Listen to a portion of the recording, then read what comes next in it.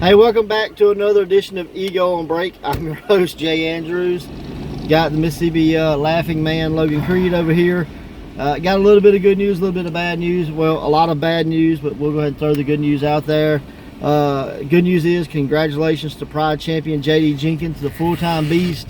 Made his debut in MMA over the weekend. You can check that out on pay-per-view on the Fight Network. But he won his fight. It was on pay-per-view? It was on pay-per-view. I did not know that. It was on pay-per-view. He won his fight.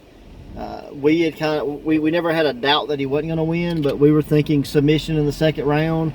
Instead, when the first round was over, his opponent decided he had all the full-time beats he wanted. He didn't want no second round, and you know, he was on his hands and knees and he quit.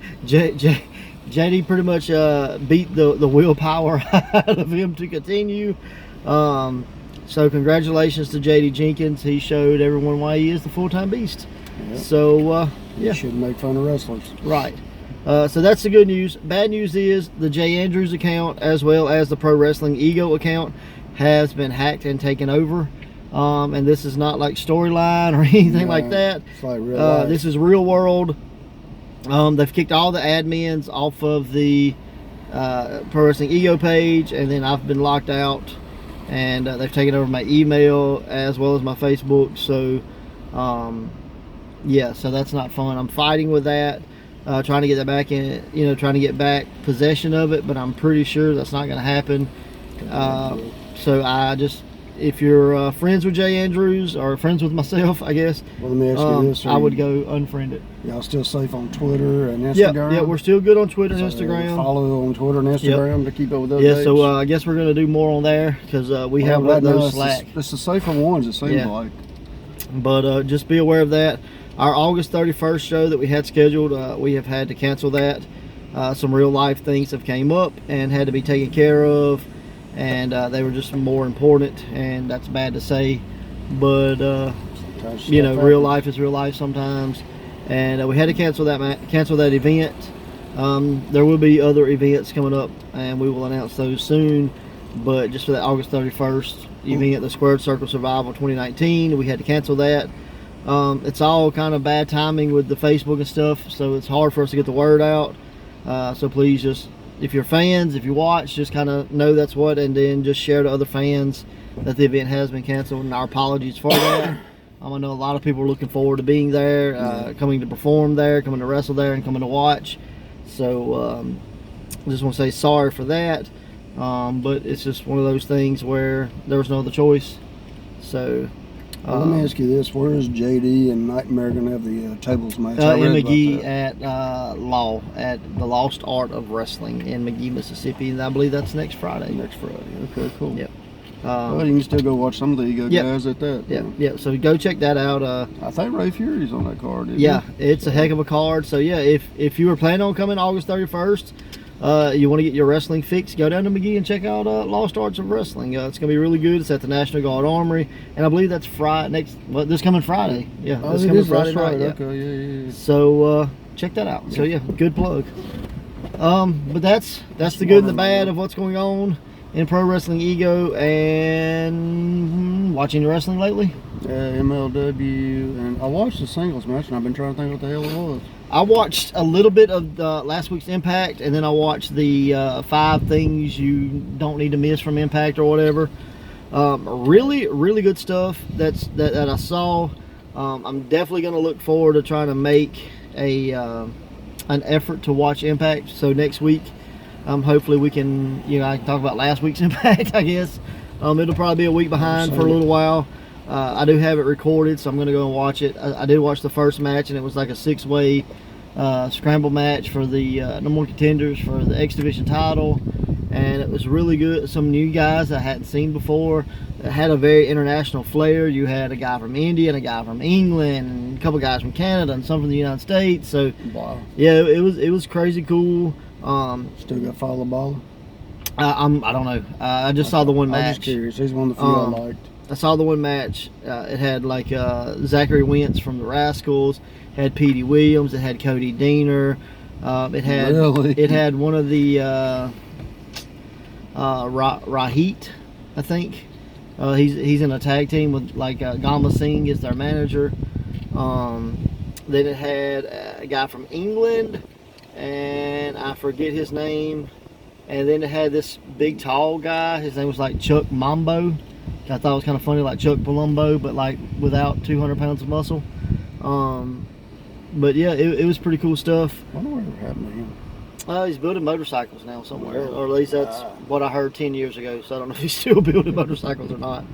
But Impact is phenomenal. You know, Michael Elgin's there, Moose, Sammy Callahan, the Chris brothers, Jessica Havoc, Falabala, Tommy Dreamer, Rhino just debuted, or re-debuted, or whatever. Yeah, this is like his third time, I think. Sammy Callahan, I watched like a little thing with him, and he's got a match coming up with Tessa Blanchard. He already had the. Okay, well, he was like, you know, this is not intergender, this is pro wrestling.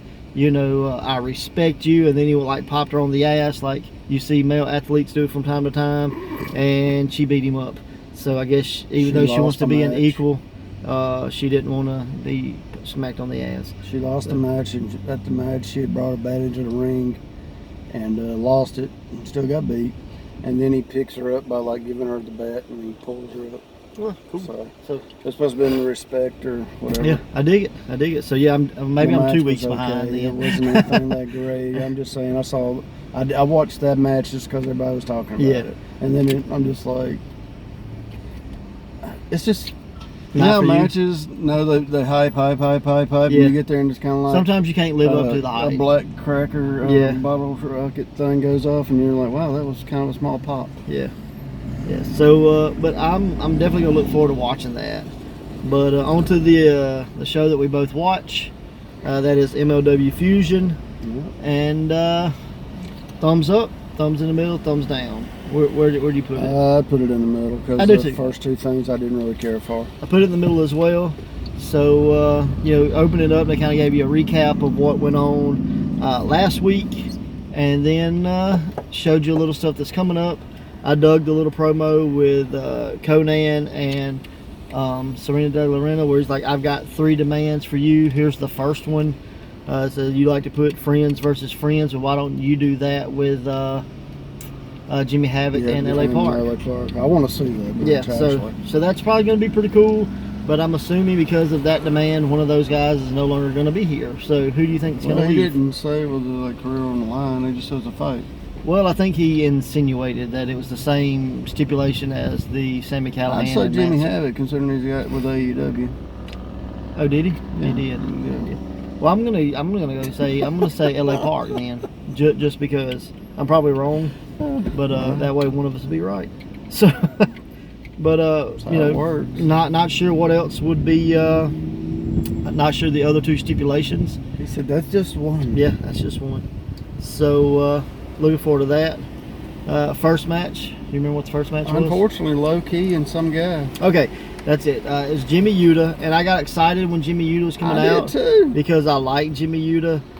He had been there, you know, when we first started watching MLW. He was one of the guys that they were building around their like junior heavyweight division and stuff. Then we got to see that he was facing Loki, and I was like, well, he's going to get jobbed. And he did get jobbed, but he avoided being jobbed longer than anybody else Loki has been jobbing. Not really, the other guys. No, that's what they were pushing. That's what Shivani's like, he lasted longer than everybody else. But Loki gave him a jumping kick to the face. Kinda. Kick. More like a big boot. And that killed him. And then Loki said right one to the hospital, left one to the grave or something. So that was pretty cool.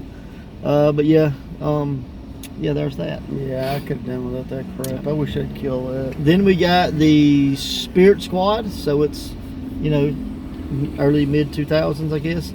Got the Spirit Squad back out. And this guy out of that box that was sent to OVW. It must have got rerouted. MLW. Yeah. Chikara. They just get out at each place. Yeah. Get back in. Ship themselves to UPS. Put a new stamp on the side. Job us next place. But Spirit Squad came out, ran down New York or whatever, sports team and all that, and said they didn't get to the tag team division because what their last name was. They ain't living off some washed up reputation of their daddy or whatever, and out comes the Von Erichs. And we got about a 4-minute match, maybe. 4-minute squash. I don't even know if the Spirit Squad got moves. A little bit, but wasn't much. And then we got Contra attacking the Von Erichs. We got to see the fourth, the fourth member of Contra. What did they call the guy? Or they just said he was a foot soldier or whatever. He spit mist to one of them guys. Spit mist, and that blinded them, sent them to the hospital. And they were building to a 8-man tag match in Texas. So it's gonna be in the cage. It's gonna in be the cage. War Yeah, Games the War rules. Games type. And well, they definitely got the person there to help book it with Jim Cornette. Yep. So I'm calling it now. The fourth member of the Von Erichs, and Tom Lawler will be the Von Erichs' daddy. I said the same thing. And I'm saying that hope not, but it is. I'm pretty sure. But before the episode, before that stuff happened, I was thinking it'd be really cool that they're gonna be a War Games. They brought in the War Machine and bring in Rhino because he's back. Still out there. Yeah, he just popped up in Impact, so I thought that would be cool. But after Russ Von Erich went to the hospital, and Rich Baconi said, "We just got word that Marshall called his daddy to tell him what's going on." Yeah. So when he said that, I'm like, well, we know who the fourth man's going to be, which is going to be cool. It's going to be in Texas, so that'll be fun. So I mean, think about that. He'll come in for the hot tag at the end, and bada bing, bada boom. Yeah. So it'll be fun. So I'm looking forward to that. And he was stiff as hell back in the day too. If I'm wrong, hey, I'm wrong, but I'm pretty sure I'm not. So looking forward to that. And then Conan back in the ring, he can't even work. Well, they announced that next week we will see Hammerstone defend the national title against the Caribbean superstar. I went blank. Los Barriquas. Los Barriquas. He was in Savio Vega. Oh, Savio Vega. Oh my God. Yeah, really? so Hammerstone's gonna face Savio Vega next week.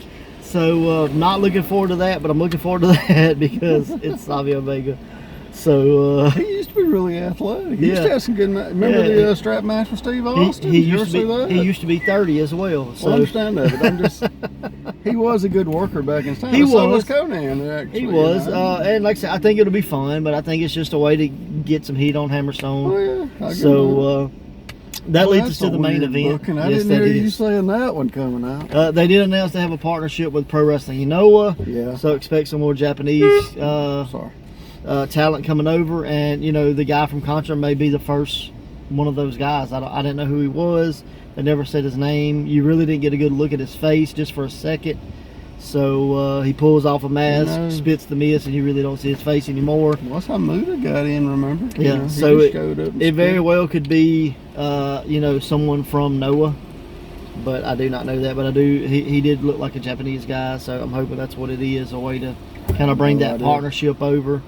But we got our main event, which was a catch match, I guess. Davey Boy Smith says it's going to be strong style at its finest, catch at its finest, and he's going to show why his technique is just that much better than everybody else's. And we got Timothy Thatcher debuting against Davey Boy Smith Jr. So what'd you think about the main event? I liked it. It was slow paced. I think they lost the crowd at one point, but they got them back. They did get them back, but they were lost for a good bit of it. And I don't think they were lost as much as they're like, okay, paying attention to it. Yeah, we like this, but like it's not channelable. It's not, yeah. It's not like, oh my God. At one point they were chanting "Fight Forever." Yeah, so I mean, I think they liked it. I just think it was one of those things where, we just had a guy pull up and evidently he's smoking weed. If you don't know the truth. He's smoking something, so if we get contact high, it's all this guy's fault. But that was pretty much it. We got to see Davey Boy win. He won with a crossface chicken wing, or at least I think that's what he won with. Yeah, that's what he's calling it. It looked like the cripple crossface to me. Oh, was it? Okay. Well, I didn't see the actual finish. I had laid my phone down, but I was still listening. And they were like, he's got the crossface, but then he called it the crossface chicken wing. So chicken wing, but I wasn't sure. So either he's got a crossface chicken wing, He may have had it inverted. a crippler somewhere. crossface, or he's got a whole new version of both. Who knows? I did not see it, but go watch it. It was good, and overall, you know, it was an okay episode. It wasn't the best. The main event was good. That was probably the best part. So some of the building up to stuff was good. Well, the MLW, I realized I like a lot of the backstage stuff. Yeah, compared that's what to I was saying. WWE Like stuff. we got to see a little skit with the Dynasty where they were standing. I guess they have so much money they don't actually have to go to the dealership. They just stand out in front of the locked gate and they'll bring them the car. Well, But they said they were late bringing it to them. yeah, so you know, I guess that's how you shoot at the dealership without getting permission. You stand out in front of the gates. So yeah, it is what it was. But hey, guess we're gonna cut this one short before we fail a drug test. So Appreciate it. yeah, hey guys, until next time, watch wrestling. Later.